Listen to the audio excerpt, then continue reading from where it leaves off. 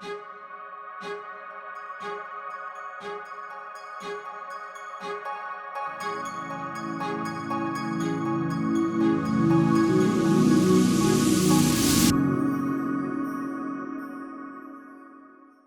hello and welcome to the Dharma Life podcast. I'm your host, Aloise.life Middleton, and this week I have a wonderful man who is a practical ascension guide. So I knew that he needed to come on this show because we are all about building a 5D life in alignment with our souls. And he's a fellow Brit, so I'm very excited. Tim Wilde, welcome to the Dharma Life podcast. Thank you, Aloise, and it's wonderful to be here. It's fellow Brits. We're all. It's funny. I'm making quite a few nice British connections at the moment. And previously, it's been more kind of European and practical ascension and where we're going on the planet. It sounds like we're very much on the same pathway. Absolutely, and I'd love to, obviously, for our listeners who maybe haven't come across your work, can you kind of give me a little bit about who you are, what you're doing in the world, how you came to be doing this work, really? Yeah, it's. I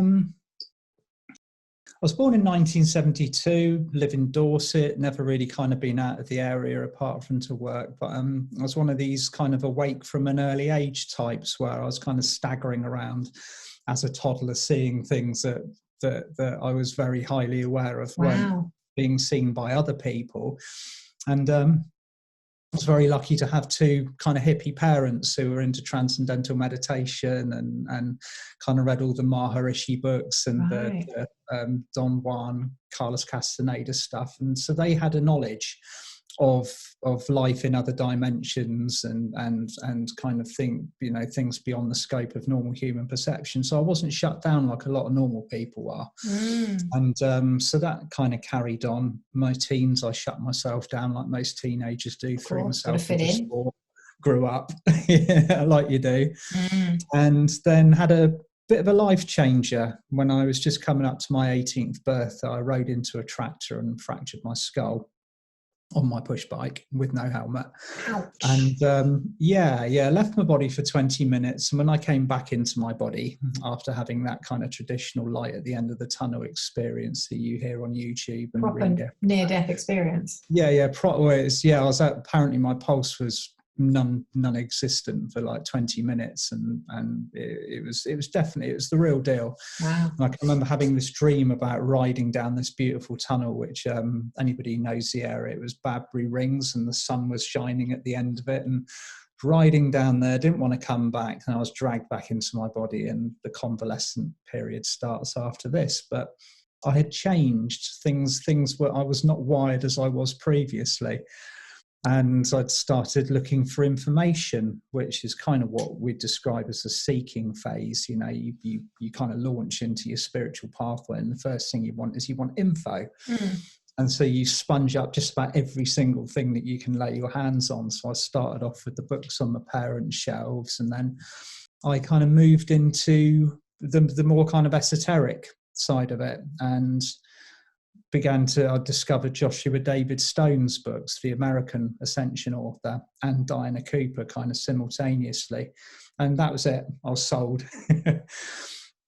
And it wasn't long after, I think it's about 2003, I met Diana Cooper in person. She was doing a book signing at my local bookstore in Bournemouth. And well, that's convenient. Yeah, it was convenient actually, wasn't it? And I was even more conveniently, I was the one that's, there's always one lurking at the end of the line with the book to sign when you've all packed up and you want to go home. I was that person. So we started talking, and turns out she lived just down the road from me and was looking for a gardener, and I just started a gardening business. So hey presto. Wow. That's when it all started kicking off. But I didn't go around there every day and talk shop. I just went around there, did the garden. We got to know each other, became friends, and it was about 2008 that my pathway really started. And had another life change. Wound up back at my mum's with my clothes in bin liners, that kind of life change. Right. Asking why me? Starting again type. Yeah. Archangel Michael helped me, all that kind of stuff. And I got a visit from Archangel Michael while I was meditating. It was I'm not I'm not one of these people that everyone's jealous of that sees loads of dragons and unicorns and angels all around me. This was a meditation where the presence came into my third eye while my eyes were shut, but I could very clearly perceive and see this very, very bright blue presence. And Archangel Michael was holding a blue light in his hands, and he said, "This belongs to you, Tim, and it was yours in Atlantis." And he gave it to me, and he placed it in my soul star chakra just above the top of my head and said, "That's your blue star seal of Atlantis. You're a high priest in Atlantean times, and there you go. Use it wisely. Stop whining at me to sort your energy out. You can do it yourself now." And then he went on his merry way. And obviously that was kind of the beginning of the kind of the whole Atlantean process. And the years went on. My kind of personal development expanded, and around 2013 I kind of came out of the closet and started writing, and got a Facebook page and started co-creating with Diana Cooper, and we wrote 2 books together in 2014, 2015. So all your kind of past lives came back to you, did the Atlantean? Not all in one thundering kind of go. I've received bits and pieces in not in a chronological order either. That I'm a believer in you receive what you need to receive if it's pertinent to your pathway. A lot of people kind of go, "Oh, I don't remember anything. I know I was in Atlantis, but I don't remember anything." Or I know I was in Egypt or South America and I don't remember anything. And I think you get shown what you need to see. Sure. If it's critical for your pathway, otherwise it can be quite distracting. I spent years kind of 1 foot in Atlantis, 1 foot in Dorset kind of thing, and it got quite difficult to manage at one stage. I had to pick which lane I was going to stay in. So yeah, it's been, and all of the stuff, all of the things that I've remembered, all of the information that I've brought through have been very specifically for guiding people what we are going through now. And it's a combination of energy work, crystals, practical kind of boots on the ground advice, really. It's what we need. It is what we need at the moment. This is a practical process for physical humans going through a massive transition on a planet that's going bonkers. So, you know, we need to be exactly where we are to kind of manage on a micro and on a larger scale exactly what's going on here. And in your kind of own words for our listeners, you know, obviously people who listen to this podcast are aware of the fact that there's this great awakening happening on the planet and we are going through an ascension process. But could you kind of elaborate on that for us? You're probably aware of the date, the 21st of December 2012 was the cosmic moment. It's described. That was a pivotal date. Okay, on that particular date, our planet shifted frequency overnight. We moved from what would be described as the third dimension, where we've been for a very, very long time, well over 10,000 years, or since Earth has been created, into a kind of what we like, almost like a very fast moving, very intense 4th dimensional window, which we're slap bang in the middle of at the moment. During this 4th dimensional window, which ends in 2032 roughly, incidentally, we go through a incredible transition from the frequency that Earth and everybody was at originally into a much higher, much brighter, much finer, much more spiritually focused vibration. So if you think about it, I look at it a bit like an ascension stew. Like you've got a big pot full of different stew ingredients, and some of them are cooking quicker than others. So this is where we are at the moment. There's a lot of people on this planet who are being subjected to the same energies which are coming in from the cosmos. We're being deluged from all sides by this pressure to awaken. It is a pressure as well, because you wake up on this planet every day and the frequency has risen, and to stay asleep is actually harder than to be awake at the moment, and is becoming more so. And what does that look like for people? It looks like it does. If you look at the news, that's what it looks like. gone mad.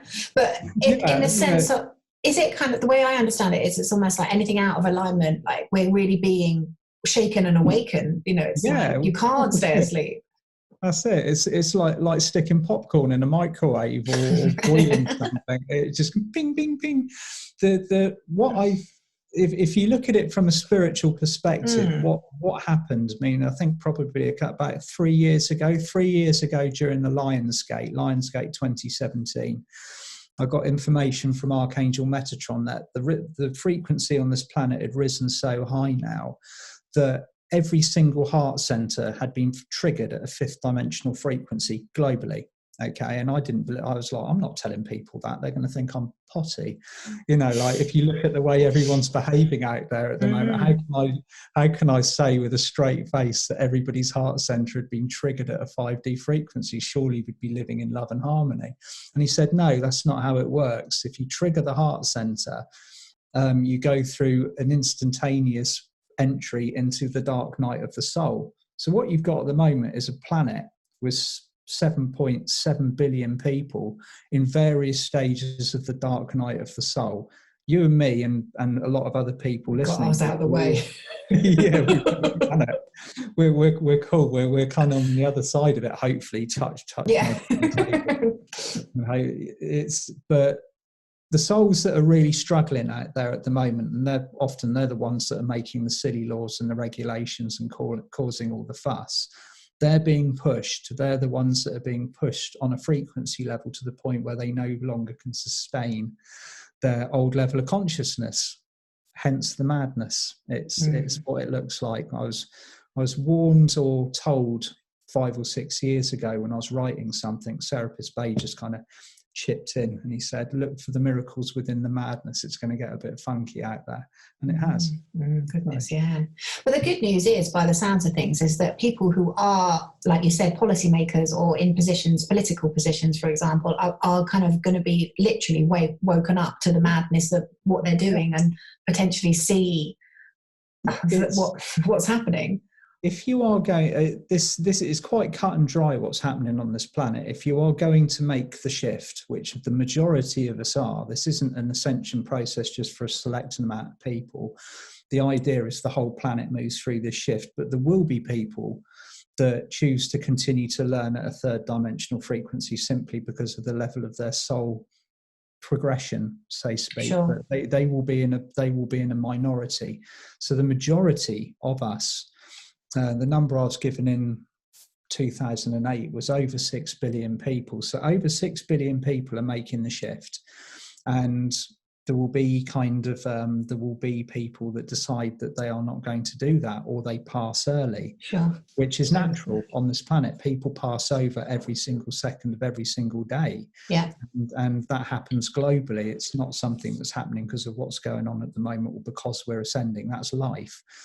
And so as we're making this shift, even the people, the ones that seem to be in the darkest places, making the daftest rules and doing the most nefarious things, they are going to wake up and they won't have any choice in the matter. And it's not something that can be stopped. It can't be prevented. It can't be stalled. It cannot be in any way, shape or form interfered with. It's happening. End of. So just focus on the light and focus on what you want to create rather than what you don't. That's the trick. Yeah, I was going to say that in itself is the key, isn't it? And I think it is. One of the traps at the moment. Keeping your head above it all at the moment is where we need to be, because if you get sucked into it, if you get dragged into that field, it's still very highly supported. And I'm talking about the lower frequency field. It's highly active on this planet. A lot of people are still plugged into it. And if you plug into it yourself, you can feel it instantaneously. Your vibration drops like a stone, and you don't have to look any further than the news or certain feeds on social media. So it's a bit of a fine art. It does take spiritual discipline to stay in our lane at the moment. So for people listening, because obviously, what that kind of means to me is there's so much disclosure, like the collective shadow of the planet is coming up. Yeah. You know, all this stuff that's been hidden from us is being, you know, displayed in, and you know, glorious technicolor. absolutely. And, you know, part of me is, it's really important that we're informed, that we actually understand the lies and the manipulation and actually how we've been lied to all these years. But at the same time, you know, I'm with you. It's like 80-20, you know, you should be really focusing on where you're going. And so can you give us some practical tips around that? Since this like kind of lockdown, since 2020 kicked off, I've been telling people to detach from the media. And I'm talking about the mainstream media.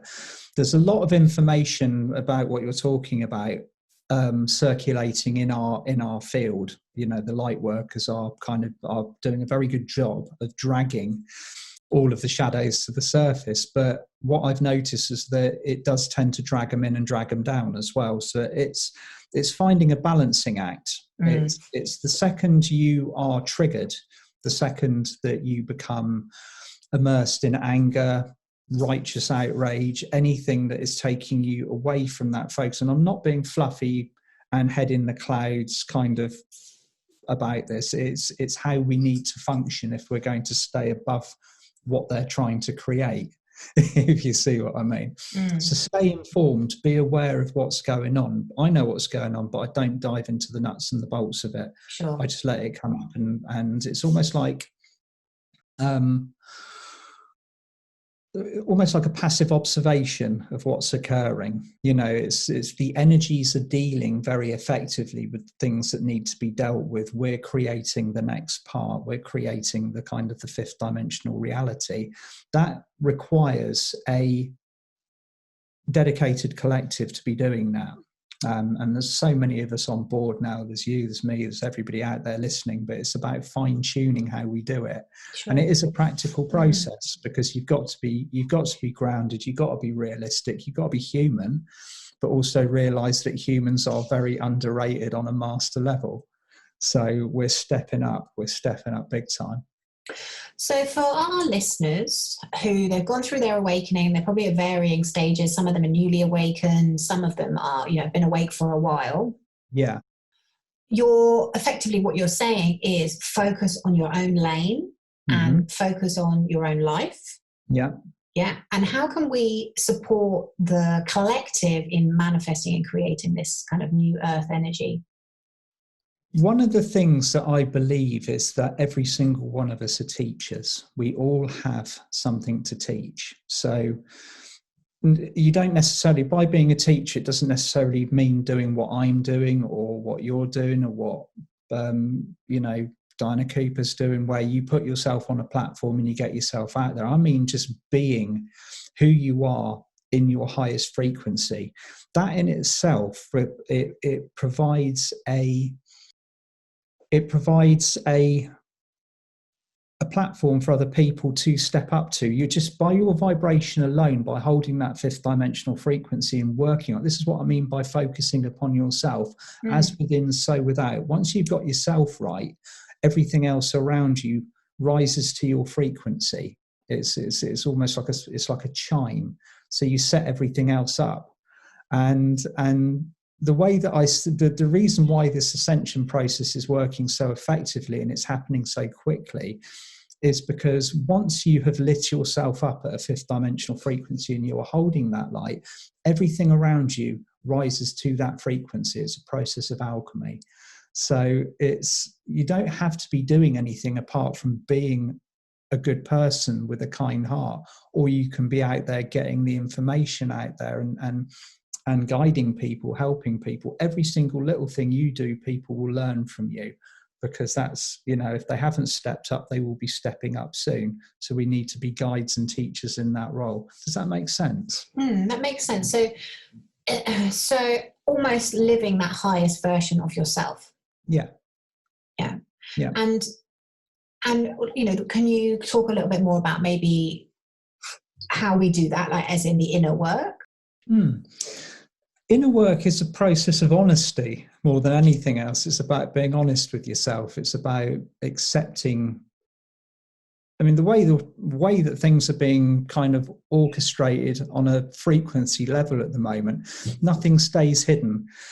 And it's very clear to see who is hiding and who isn't, because it all comes to the surface anyway. So you might as well just get it out on the table and deal with it. There's no secrets anymore. There's if 10, 20 years ago you could get away with hiding your secrets in a box and nobody would know about it, but we can sense it and feel it and pick up on it immediately. We've actually advanced in the last 8 years far more than we'd give ourselves credit for. Those of us who are awake or newly awakened and just freshly on the pathway, our level of consciousness and vibration is so much higher than we give it credit for. And we're already in that fifth dimensional frequency most of the time, and we only get pulled out of it when we allow ourselves to be so. So just stay in your lane and keep that light high at all times. I think the way I do it is by, I'm quite proactive with my work. I like waking up in the morning and setting my frequency for the day. So the first thing I do is I put my feet on the floor and I set my vibration and I set my intention to stay that way. So I ground, I call light in, work on my 12 chakras, do whatever is kind of presented to me. Then I go about analysing what energy treats are in for us for the day. Like we just entered the Lion's Gate. What is the Lion's Gate going to? Can you talk a bit about that? Because I know people will be really fascinated. Yeah, the Lion's Gate is, it affects me very intensely because I'm a Leo and most of my other planets are in Leo as well. It's my birthday. Yay! 8877. Oh wow! Happy birthday soon. Mine's on the 14th. Oh, we're Leo babies. Yeah, we're Leo. It's Leo season. It's happy season. But I always get particularly baked around this time because obviously it's a very powerful alignment. Our planet aligns with Sirius and the galactic core, which opens up this incredible energy gateway, which allows the Earth to be quite literally bombarded by the highest quantity of light that you will ever see throughout the entire year. The window of the Lion's Gate is the period in which the actual physical action is taken. So you've got all of the full moons and the new moons and the kind of the other spiritual dates that you get, the solstices, the equinoxes, all of those are large and powerful energy gateways, but the Lion's Gate is where physical action takes place. So the changes are implemented on a structural level energetically around the planet, and they have the physical effect. So every Lion's Gate so far, I've seen something, the shift has just been off the charts every single time. So it's exciting to see what this year is going to bring, considering it's such an interesting year anyway. But in theory, it should be something positive for the planet. It will be positive. It will be positive. Whatever happens on this planet, although it might look like a bit of a train wreck outside, we're all moving in the right direction. But it's going to get messy because you're waking up a load of people that aren't ready to wake up yet, or have been so distracted, effectively illusioned over the years. The spell that was cast for 3D was very effective, and it did its job. We learned what we needed to learn. Now we're ready to move out of it. But there's that, I say I've used the word very loosely, that prior authority that existed here that kept Earth as it was from the fall of Atlantis. They know their numbers up but they're clinging on for it. That's what all the fuss is about. Well, every time you've got something happen, like whether it be COVID or masks, or it just wakes another layer of people up because people questioning what's happening.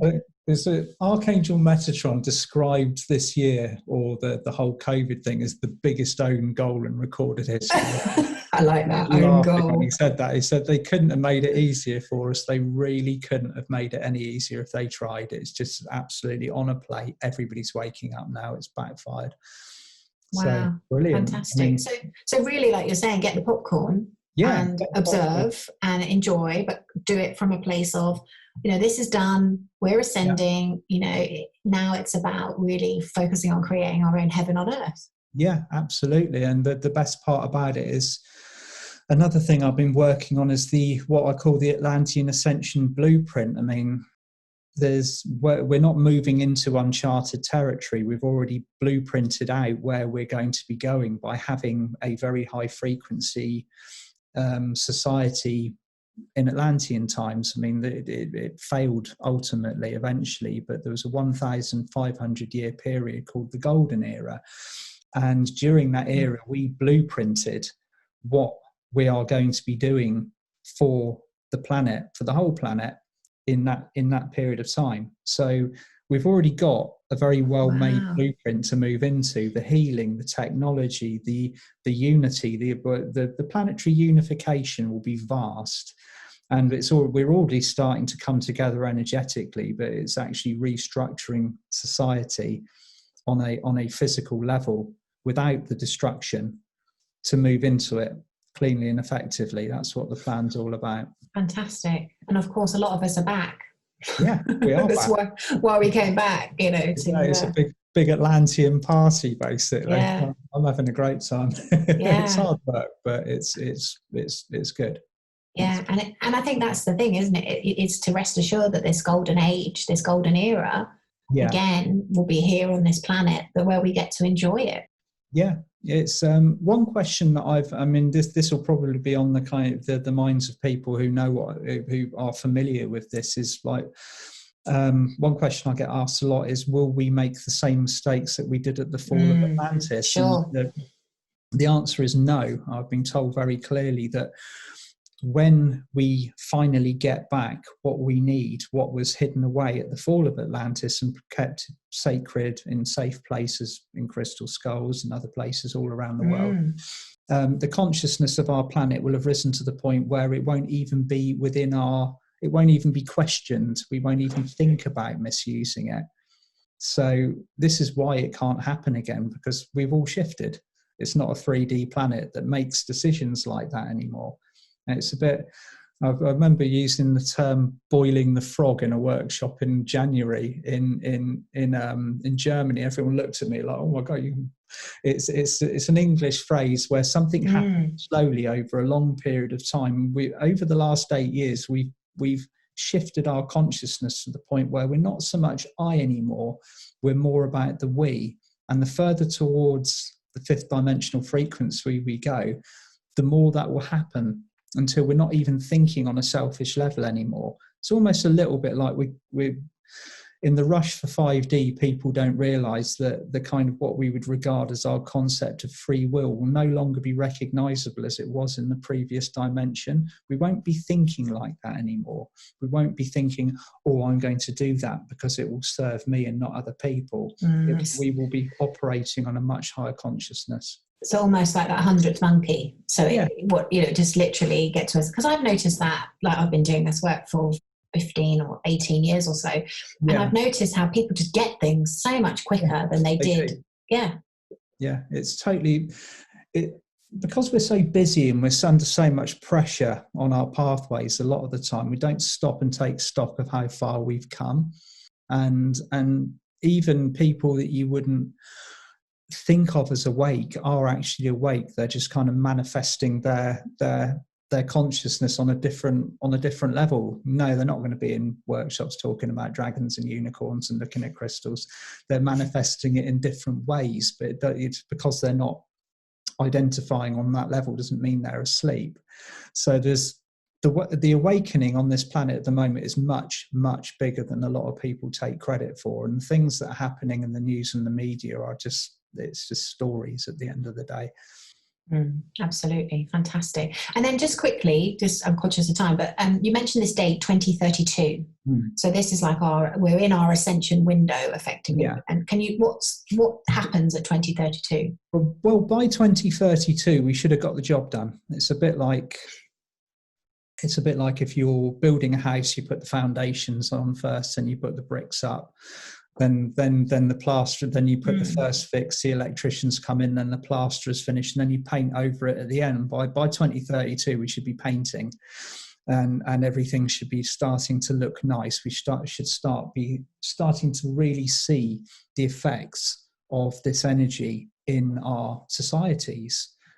people being far more supportive of each other. This concept of poverty and haves and have-nots will be disappearing. There's any glitches will be ironed out. Education will have changed. Medicine will have changed. Politics will have changed.